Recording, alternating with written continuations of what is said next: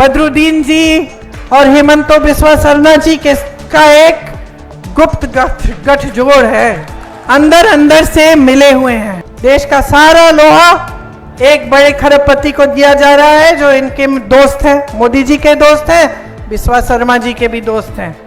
कोयला इनको दिया जा रहा है, ये मोदी जी की संपत्ति थी कि ये दे रहे हैं अपने दोस्तों को। আসামে বিজেপি এবং এআইইউডিএফ এর মধ্যে গোপন সমঝোতা রয়েছে। বিজেপির সঙ্গে হাত মিলিয়ে এআইইউডিএফ কংগ্রেসের বিরুদ্ধে প্রার্থী দাঁড় করিয়েছে। এদের একটি উদ্দেশ্য কংগ্রেসকে হারানো। আজ ধুবড়ীতে কংগ্রেসের নির্বাচনী জনসভায় এআইইউডিএফ এর বিরুদ্ধে অভিযোগ উত্থাপন করলেন কংগ্রেস নেত্রী প্রিয়াঙ্কা গান্ধী।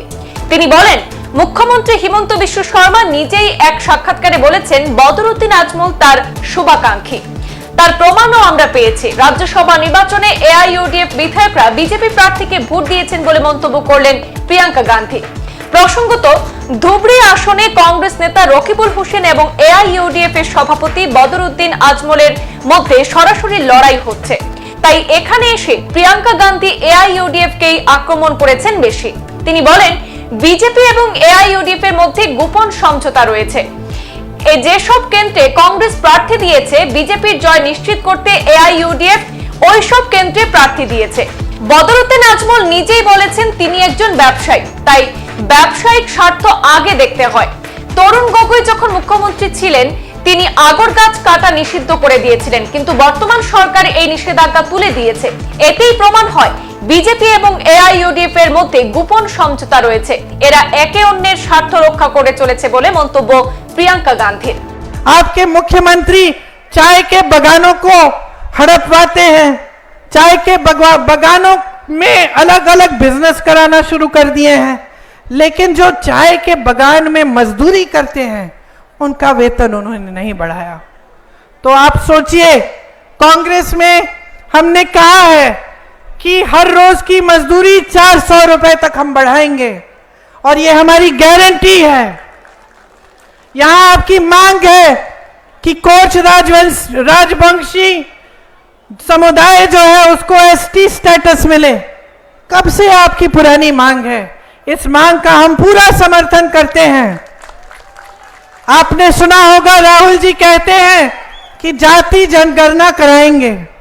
जाति जनगणना का मतलब है कि ये गिनती होगी कि किस समुदाय में, किस जाति में कितने लोग हैं, ताकि सही से भागीदारी पूरी देश में हो पाए।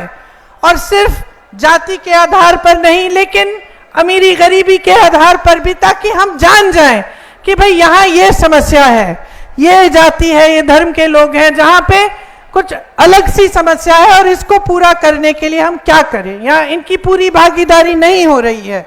तो ये सब चीजों को समझने के लिए ये जाति जनगणना कराएंगे। लेकिन इसमें एक महत्वपूर्ण बात यह है कि आज जो रिजर्वेशन पे 50% का कैप है वो हटाया जाएगा। इसीलिए जो कांग्रेस पार्टी की नीतियां हैं उनको आपको अच्छी तरह से समझने की जरूरत है। देखिए, जहां जहां हमारी सरकारें चल रही हैं वहां आपकी भलाई के लिए चल रही हैं। पहले से हमारी राजनीति ये रही है कि हम जनता की सेवा करें। जनता कैसे मजबूत होगी, आपके भविष्य कैसे बनेंगे। लेकिन यहां असम में बीजेपी और एआईयूडीएफ का जो गठजोड़ है वो यहां की राजनीति को एकदम एक दूसरी दिशा में ले गई है। बदरुद्दीन जी और हेमंत बिस्वा शर्मा जी का एक गुप्त गठजोड़ है, अंदर अंदर से मिले हुए हैं। दोनों एक दूसरे की बड़ी तारीफ करते हैं। आपने सीएम जी का इंटरव्यू देखा होगा, उस इंटरव्यू में क्या कहा उन्होंने, कोई बताएगा? आप बताओ। वो बोले हैं बदरुद्दीन जी के दिल की इच्छा थी कि मैं सीएम बनूं।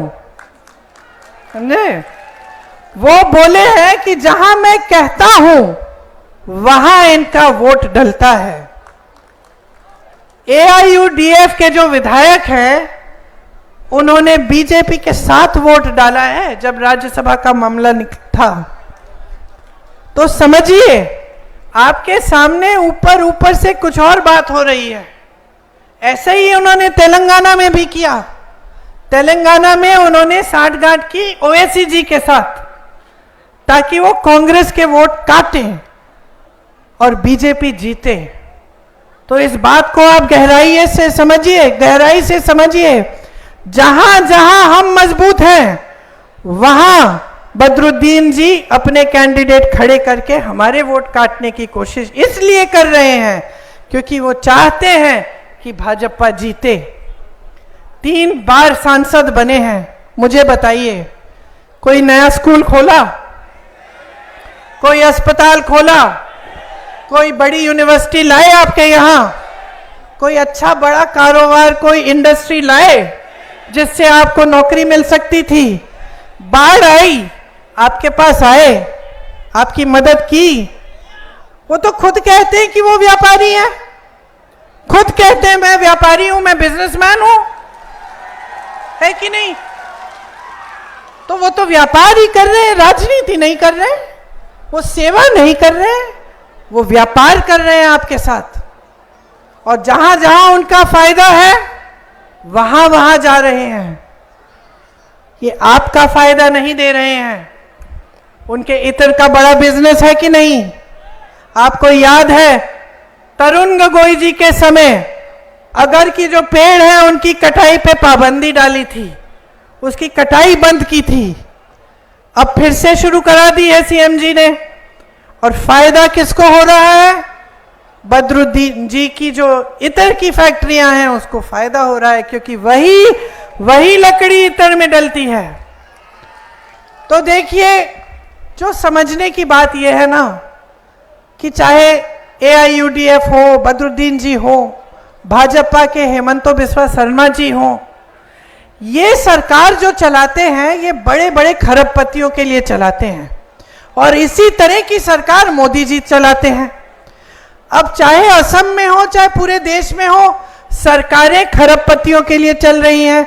इससे हमें पता कैसे चलता है कि ये बात सच है? क्योंकि आप आज देखिए, देश का लोहा पहले सरकार देखती थी, अब देश का सारा लोहा एक बड़े खरबपति को दिया जा रहा है, जो इनके दोस्त हैं, मोदी जी के दोस्त हैं, बिस्वा शर्मा जी के भी दोस्त हैं।